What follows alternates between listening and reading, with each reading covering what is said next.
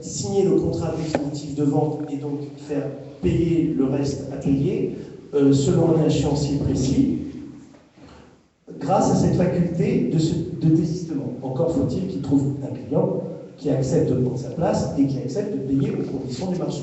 Mais la faculté de désistement est tout à fait offerte, même si elle n'était pas initialement prévue, c'est la loi qui confère ce droit.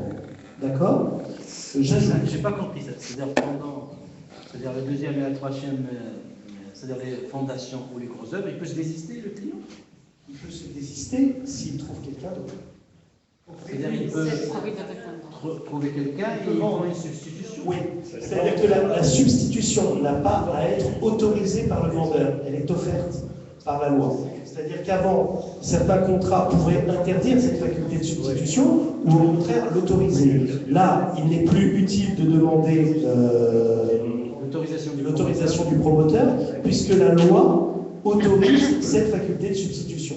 Donc là, il y a la spéculation qui va... Sans pénalité. Parce qu'avant, c'était toujours, il y avait des pénalités de substitution. Non, à partir du moment... L'autorisation du promoteur. Il écrit avec l'autorisation du promoteur. Oui, sur les contrats.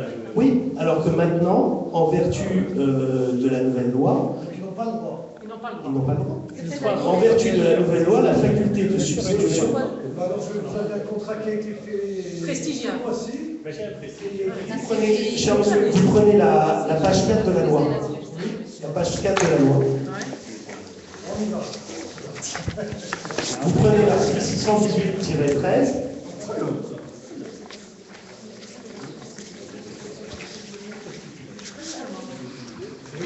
Alors, l'acquéreur ne peut se désister des droits qu'il tient d'une vente d'immeuble en état futur d'achèvement à une tierce personne.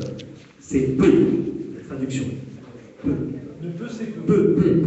C'est pour ça que je dis. Alors, deuxième partie. Ce désistement doit être effectué dans les mêmes formes et conditions que l'acte de réservation ou acte de vente préliminaire. D'accord ? C'est-à-dire au même prix. Au même prix et aux mêmes conditions. C'est-à-dire qu'on reprend les termes. La faculté de désistement se fait dans les mêmes conditions. Troisièmement, c'est pour ça que vous irez sur la version française traduite, je crois que maintenant elle est disponible, puisque là c'est la traduction, c'est pour ça que je corrige. Troisième alinéa, ce désistement n'est valable qu'après avoir été notifié au vendeur par l'un des moyens légaux. Et quatrième alinéa, elle substitue de plein droit le cessionnaire dans les droits et obligations de l'acquéreur envers le vendeur. Donc cette faculté de substitution... Donc il faut avertir le promoteur, Oui. être recommandé, Oui. tout simplement. Oui.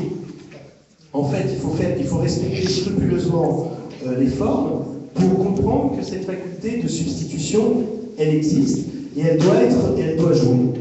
D'accord ? Excusez-moi, maître. Ouais. Si le contrat a été fait il y a déjà 2 ans ou 3 ans, est-ce que celle-là, elle est.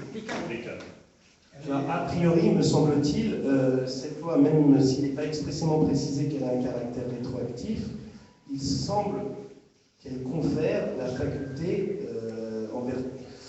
Parce que en fait, la question que vous posez, c'est la question de la rétroactivité de cette loi. Exactement. Parce que comme la loi est postérieure...